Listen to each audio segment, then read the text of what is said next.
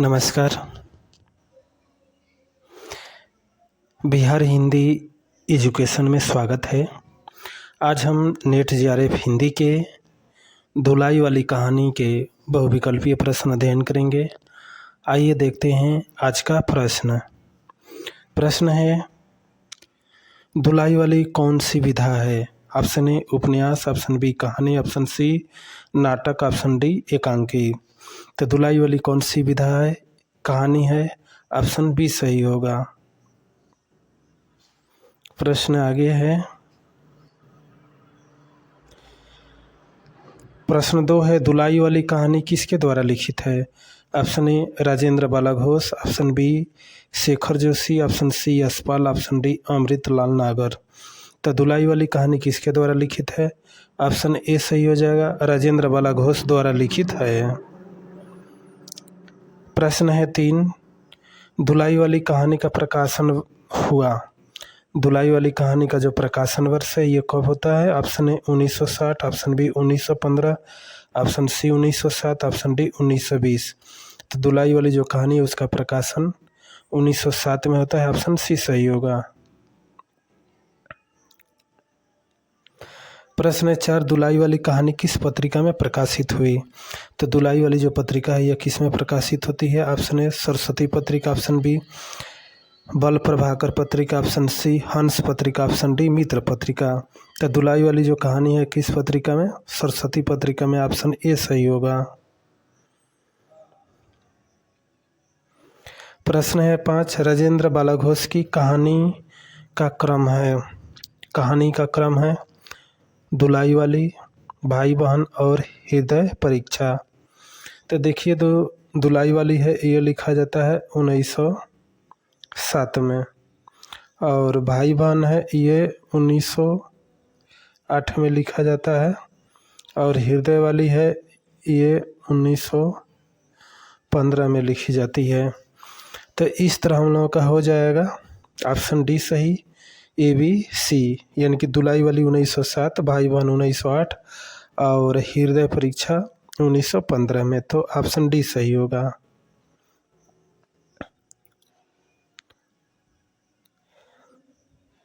प्रश्न 6 है, धुलाई वाली कहानी का वर्ण विषय है। धुलाई वाली कहानी का वर्ण विषय क्या है? ऑप्शन ए मनोरंजन करना, ऑप्शन बी हास्य व्यंग की सृष्टि करना, अंग्रेजी पहनावे व्यंग करना, ऑप्शन डी स्त्री दशा का चित्रण। तो इसमें से ऑप्शन सी सही हो जाएगा, ए बी सी डी।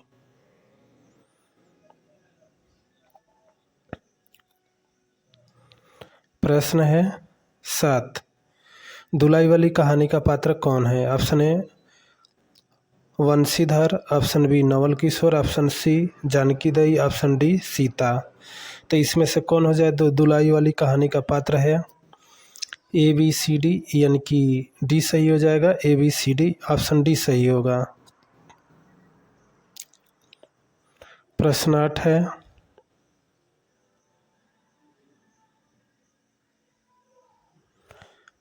प्रश्न 8 है, धुलाई वाली भाव प्रधान कहानी होने के साथ साथ पर्दा प्रथा की कुरीतियों पर व्यंग भी आए, यह किसका कथन है?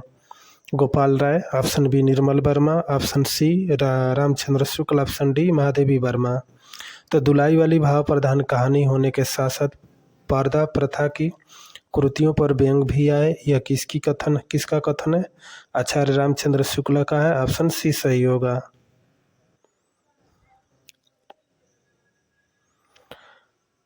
प्रश्न 9, धुलाई वाली कहानी के पात्र कौन है?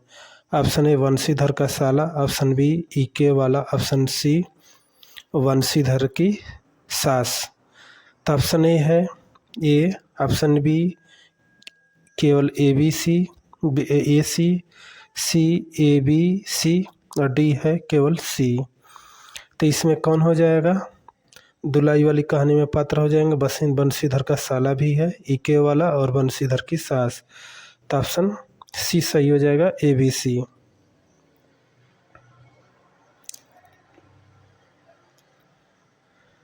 प्रश्न 10, सीता जरा अपनी बहन को बुलाना, यह किसका कथन है? Option A Vanshidhar, option B Naval Kishore, option D Janki Dai, option C Janki Dei, option D ईके वाला।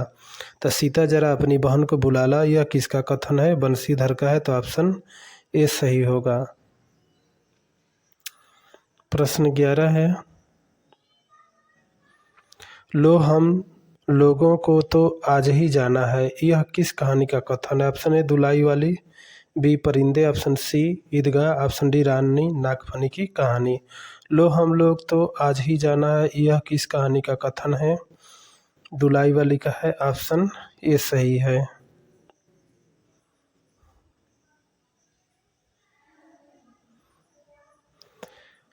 प्रश्न 12 है, बंशीधर कहाँ के रहने वाला है? बंशीधर कहाँ के रहने वाला है? Option A Mughalsarai, option B Allahabad, option C Banaras, option D Hazaribagh.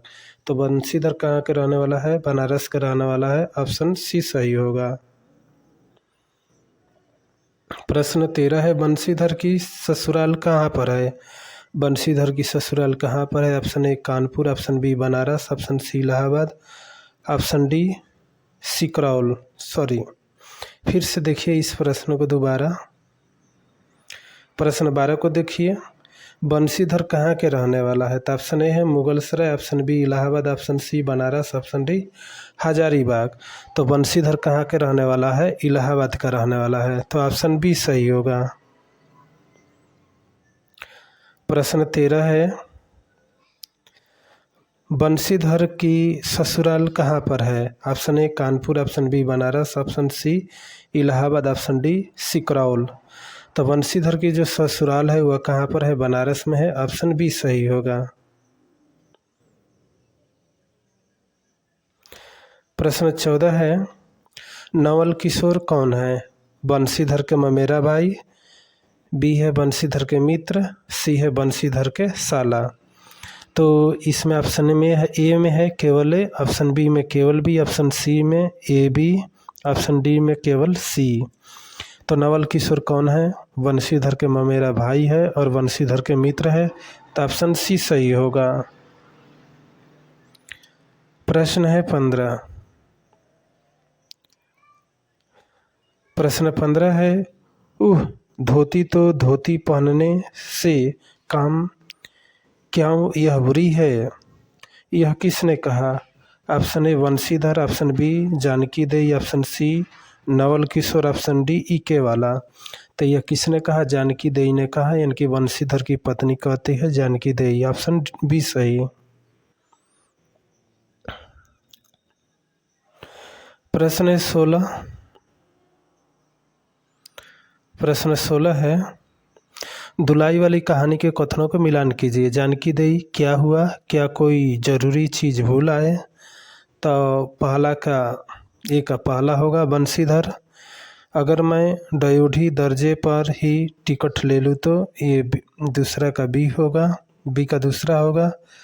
और सी का पहली महिला, अरे इनकर मनई तो नाही आइलन हो देखा हो। तो सी का तीसरा हो जाएगा, तो ए बी सी का पहला दूसरा और तीसरा होगा, तो ये ऑप्शन डी सही हो जाएगा। ए का पहला, बी का दूसरा और सी का तीसरा।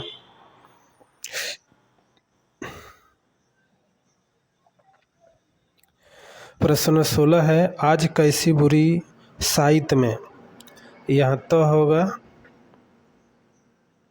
साइत में घर से निकलने की एक के बाद दूसरी आफत में फांसते चले आ रहे, यह किसका कथन है? Option A Banshidhar, option B Naval Kishore, option C Janki Dei, option D Sita. तो यह किसका कथन है? बंशीधर का है, तो ऑप्शन ए सही होगा। प्रश्न है 18, तू ही उन स्त्रियों को कहीं ले गई है, यह किस कहानी का कथन है? दुलाई वाली, बी लाल पान की बेगम, सी एक टोकरी भर मिट्टी, डी इसमें से कोई नहीं। तो तू ही उन स्त्रियों को कहीं ले गई है, तो ये हो जाएगा दुलाई वाली, ऑप्शन ए सही होगा।